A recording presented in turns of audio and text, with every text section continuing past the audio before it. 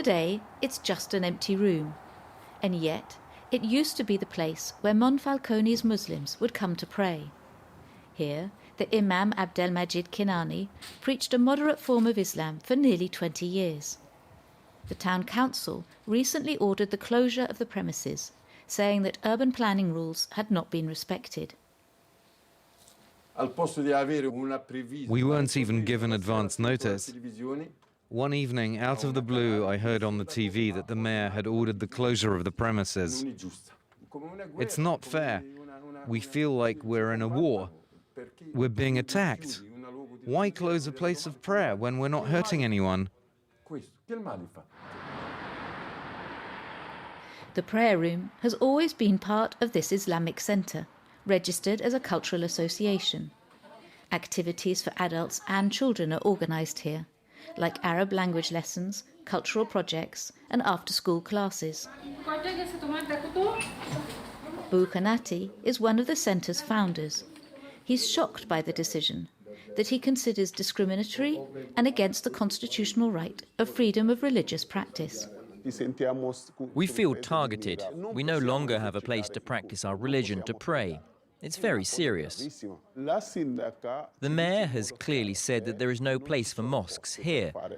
She says to go and talk to the neighbouring towns, to ask to open a mosque elsewhere.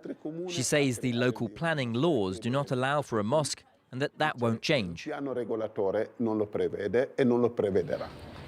The mayor has said that the premises were not registered as a place of worship and as such violate urban planning rules. A member of the anti-immigrant party, the League, she also ordered the closing of a second Islamic place of worship, citing safety issues. We are in a country ruled by law, where the mayor must ensure that the rules are respected. These two mosques were used as places of worship without authorization. Large numbers of people came and went. Once there were nearly 1,500 people. That poses safety issues and problems for the quality of life in the neighborhood. Immigrants make up nearly a third of the town's 30,000 inhabitants. Most of them come from Bangladesh. Monfalcone used to be a left-wing stronghold and a model of peaceful cohabitation between the Christian and Muslim communities. But over the last few years, the divide has grown. Father Flavio has been running the Monfalcone parish for 6 years. We feel a great deal of concern amongst our Catholic faithful, a lot of fear. People are sometimes even annoyed by this situation. Some say to us, it's an invasion, we should be scared. They want to convert all of us to Islam.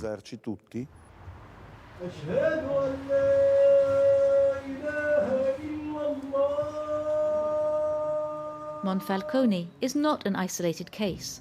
In Italy, there are only 5 official mosques and over 1,000 unofficial places of worship. This situation dismays the local Muslim representatives, and they point out the obstructions to building new mosques. Because there is no agreement made directly by the Italian state, the Muslim communities find themselves obliged to negotiate their rights on a local level. That marginalizes many Muslim communities and forces them to open places of worship that are sometimes hidden. Because when a new place of worship is created, it's attacked, it's targeted by politicians. Politicians with an agenda that is unlikely to change soon. A draft bill aiming to prohibit the use of garages and warehouses as places of worship was presented to Italy's parliament by the conservative right-wing Brothers of Italy, the main party in the current coalition.